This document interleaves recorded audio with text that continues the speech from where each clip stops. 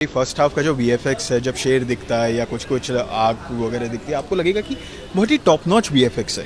हंसते खेलते आपको वो पूरी स्टोरी के अंदर घुसा देते हैं। दोनों जगह का अपना कल्चर जो है वो बहुत अच्छे से आपको एक ह्यूमरस और लाइट वे में आपको स्टोरी के अंदर घुसा देते हैं। ऋषभ शेट्टी का तो बहुत ज़बरदस्त एक्टिंग थे, गाने बहुत अच्छे थे और बैकग्राउंड म्यूजिक में बजते गाने बहुत अच्छे लगते हैं। कंपटीशन कांतारा बहुत आगे जाएगा, मूवी देखने के बाद मालूम चलेगा सनी संस्कारी कैसी है। The way it has been immortalized on the celluloid is it's very powerful and brilliant cinematography by Arvind Kashyap. Second half में जो supernatural visual effects हैं, जो नागा साधुस को वो स्पेशल पावर्स मिली हैं, वो बहुत अच्छे से दर्शाया गया है। सेकेंड हाफ में टेक्स अप एंड बहुत अच्छी आपको सिनेमेटोग्राफी देखने को मिलेगी। कांतारा ओवरऑल अच्छी मूवी है। जो फर्स्ट के अगर मुकाबले अगर करेंगे तो फर्स्ट मूवी मैंने बहुत बार देखी थी, 2-3 बार थिएटर में ही देखी थी। उसका जो इम्पैक्ट था दिमाग पे है। उसकी म्यूज़िक जो थे अच्छे थे, इसके म्यूज़िक भी अच्छे हैं। अभी कुछ दिनों बाद जब इसके और गाने बजेंगे टीवी में वगैरह में तो और अच्छे लगेंगे। एक्टिंग बहुत अच्छी है और रियल लोकेशन पे शूट है तो उसके हिसाब से बहुत अच्छी लग रही थी देखने। कुछ अलग बड़े स्केल पे शूट किया है, वो था बहुत कम बजट की मूवी थी लेकिन वो भी इम्पैक्टफुल थी और ये भी बहुत अच्छी मूवी है। रिलेशन मतलब अगर पहला नहीं देखेंगे तो भी कुछ आप इतना कन्फ्यूज नहीं होंगे।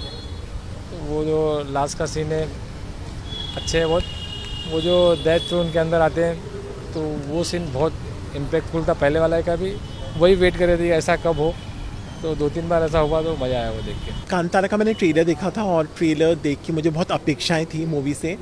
स्पेशली पार्ट 1 जो 15 करोड़ के बजट में बनी थी, उसने 400-450 करोड़ कमाया और क्रिटिकली और कमर्शियली सक्सेसफुल नहीं थी बट नेशनल अवार्ड से भी।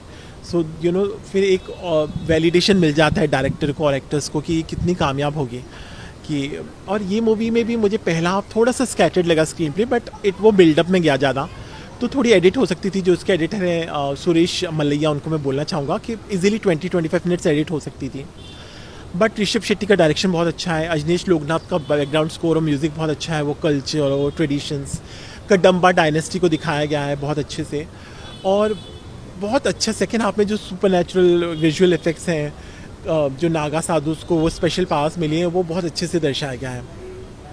The way it has been immortalized on the celluloid is it's very powerful and brilliant cinematography by Arvind Kashyap. Direction is good, cinematography, music, every performance is. There is an actress Rukmati Vasant, her role is good.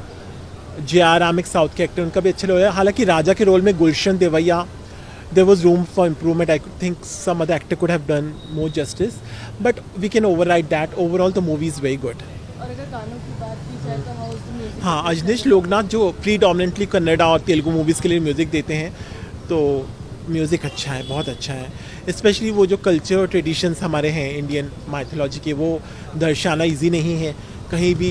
It can fault very easily, but वो उन्होंने संभाल के रखा, सहेज के रखा, वो मुझे खुशी हुई। रिलेशन तो बिल्कुल नहीं था। जो 2022 की थी वो आज के दौर की थी और ये कदम्बा डायनेस्टी की है, तो आप उसको रिलेट करने की कोशिश, कोई कंटिन्यूटी नहीं है। तो it's like they have gone back in time ages, so that way we can not compare. But हाँ, उसके भी लोग नॉर्मली मूवी देख रहे थे, बट वो लास्ट के 20-25 मिनट्स में जो इम्पैक्ट छोड़ा, तो globally people started talking about that movie and global cinema everybody wanted to watch, क्योंकि जो उनकी आंखों में वो जोश था, वो इंटेंसिटी थी, दैट इमोशनल आउटबर्स्ट, वो लोग देखना चाहते थे बड़े पर्दे पर। लोगों ने बहुत अपलॉड किया। Being a regional movie also, the way people had appreciated and uploaded the part 1। वैसे सेकेंड पार्ट में भी, उसमें तो 20-25 मिनट के, इसमें काफ़ी लंबे वैसे सीन्स हैं। तो सेकेंड हाफ में टेक्स अप एंड बहुत अच्छी आपको सिनेमेटोग्राफी देखने को मिलेगी। सनी संस्कारी और कांतारा दोनों साथ में रिलीज हुए हैं, तो कंपेयरिंग बोथ द मूवीज आपको क्या लगता है कौन सी ज़्यादा? देखिए, सनी कुमार की तुलसी कुमारी मुझे बहुत ही कमर्शियल मूवी लग रही है। I have seen the trailer, मुझे ठीक ठाक लगा। बट कांतारा तो अभी इसका पार्ट 2 भी उन्होंने हिंट दिया है, तो इसका भी एक यूनिवर्स बनता जा रहा है। तो definitely, and people globally, language has no barrier. तो हिंदी में भी है, एक्चुअली कन्नड़ा में है, तेलुगु, तो जो भी पार्ट्स अलग अलग लैंग्वेजेस में आ रहे हैं, तो people are still enjoying it. तो यही नहीं है कि साउथ इंडियन सिनेमा है या बॉलीवुड है, तो उसको अगर आपका कंटेंट बहुत अच्छे से एग्जीक्यूट हुआ है बड़े पर्दे पे, तो फिर बात ही क्या, फिर लैंग्वेजेस नो बैरियर। फिर जापानीज़ फिल्म हो या कोरियन फिल्म हो या कोई भी फिल्म हो।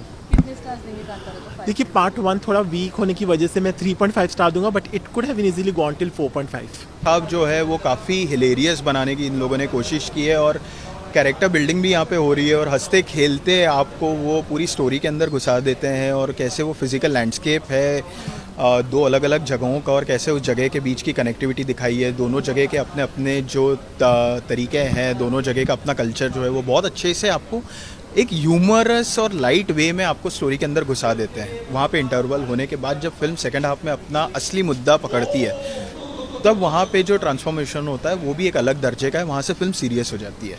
तो दोनों हाफ का जो अपील है टू एन ऑडियंस वो बहुत अलग अलग है।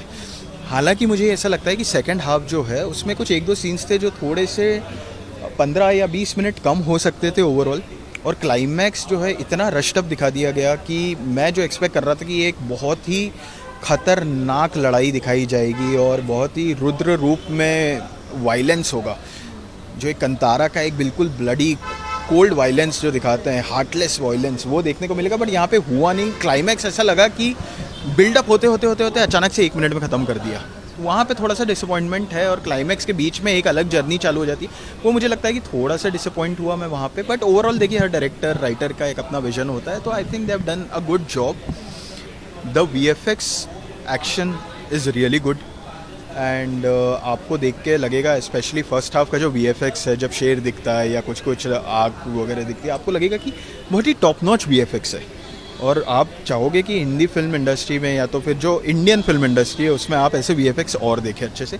एक्शन बहुत अच्छा है। काफ़ी टाइम ऐसी जो हम बहुत ही हैवीली एक्शन ओरिएंटेड फिल्म्स देखते हैं उसमें ऐसा होता है कि बहुत बार आपको समझ में नहीं आता है कौन से दो ग्रुप लड़ रहे हैं, कौन सा किस ग्रुप का आदमी है और क्या लड़ाई हो रही है। पर यहाँ पे कहीं ना कहीं उस चीज़ को भी बहुत अच्छे से डिफ्रेंशिएट किया गया है by their looks, by their costume, by a lot of small basic details. तो मुझे लगता है वो बहुत अच्छा काम किया। थिंक देखिए, Rishabh Shetty is the star of the film, तो उन्होंने अपना काम बहुत ही अच्छे से किया है। ठीक है, उनका एक कॉमिक एलिमेंट भी है, उनका एक्शन एलिमेंट भी है, उनका एक जो उन पे गरुड़ा अवतार आ जाता है वो एलिमेंट भी है, तो उनका काम तो देखिए बहुत अच्छा है। ये तो मतलब हाईलाइट ऑफ कंतारा है, तो उनके बारे में तो अब बात करना ऐसा हो जाएगा कि आप मतलब ऑब्वियस को क्या ही स्टेट करोगे।